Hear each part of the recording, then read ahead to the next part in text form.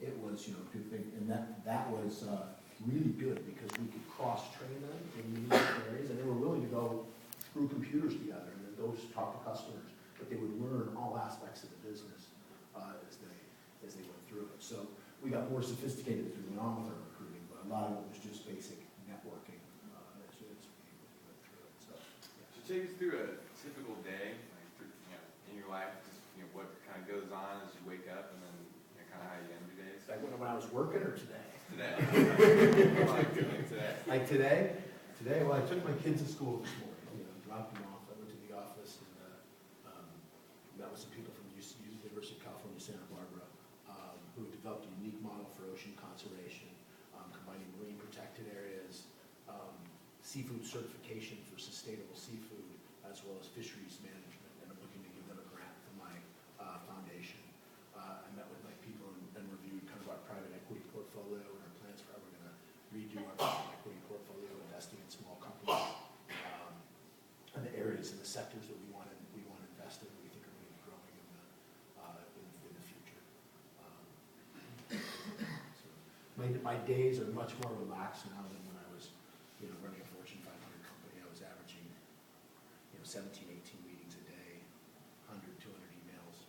I could not get, I literally would work from, the moment I woke up until probably 10 o'clock at night, every night, crash, fall asleep, wake up, do it all over again. But loved every minute of it. So they're a lot different than they were then. So I travel a lot these days too. I have 4 kids, I'm divorced, so I have my kids half the time, so I'm unfortunate, but it's worked out okay for me because I can travel a lot. When the kids go back home, I travel around. So I've really learned a lot about the world over the last 10 years since I've quit working, because they say you accomplish your most when you're extremely focused on one thing, but when you step back from it, you grow the most and you learn the most when you're not accomplishing that. Because I didn't realize how much I didn't know when I was doing that, because I was just singularly focused on selling computers and being the best at that I can be. And so I've been fortunate to travel around, learn a lot about other cultures, a lot about diversity, a lot about the planet that I'm currently involved with a startup that we're trying to make it happen with a classmate of mine. So with your background, are you open to helping out new startups? Have you been investing in startups, or are you looking into it at all? We don't do a lot of, we'll do some, but we're not doing a lot of direct investing, like in angel investing. Typically we'll wait till a later stage, till the company's around. Sometimes we know the people who really like the business will help the business. We start with a few guys, but we're very small resources. I just have a couple of people. We did decide to hire a couple additional people now who can look at business plans and do those types of things. It takes a lot of time. But I spend a lot of time with people who do that, and we invest in funds who do that. But we don't do as much of that ourselves. Can you explain some of the rationale, decision making when selecting a foreign market to enter, and specifically why did Gateway choose Ireland to serve their production? Yeah. Okay. So the question was, can you choose to discuss the rationale to enter a foreign market, and why did we pick Ireland?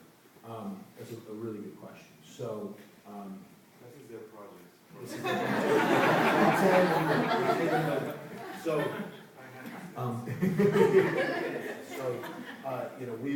We looked at the international market. We did a lot of research on where it was best to go. So the first market we decided to go to was the UK, because it was very similar to the US.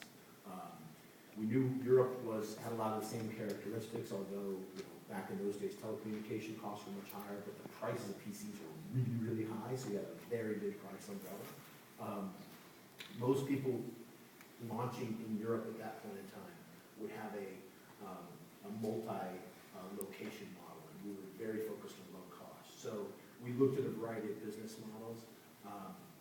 The typical model at that point was having sales offices in each country, a distribution center in Benelux or in Belgium, Netherlands, kind of central Europe, sometimes manufacturing in Ireland or Scotland. We spent a lot of time analyzing the cost and the taxes of those various models. Really interesting analogy towards what's kind of going on in the U.S. now is what the Irish government did in 1990, early 90s, 92, 93, when we were looking at launching in Europe. There was probably 20% unemployment in Ireland. They had invested heavily in education of their people. Virtually everyone in the country, every young person in the country had an MBA or equivalent, a degree. They subsidized the telecommunications costs significantly. They paid employers to hire employees. So basically, we got roughly, I think it was around $5,000 per employee we hired as a grant. They gave us money to train employees. They gave us no tax status for 10 years. And it basically, there's nothing anybody else could do. We decided to have one centralized operation in Europe where we had, I was a big fan of every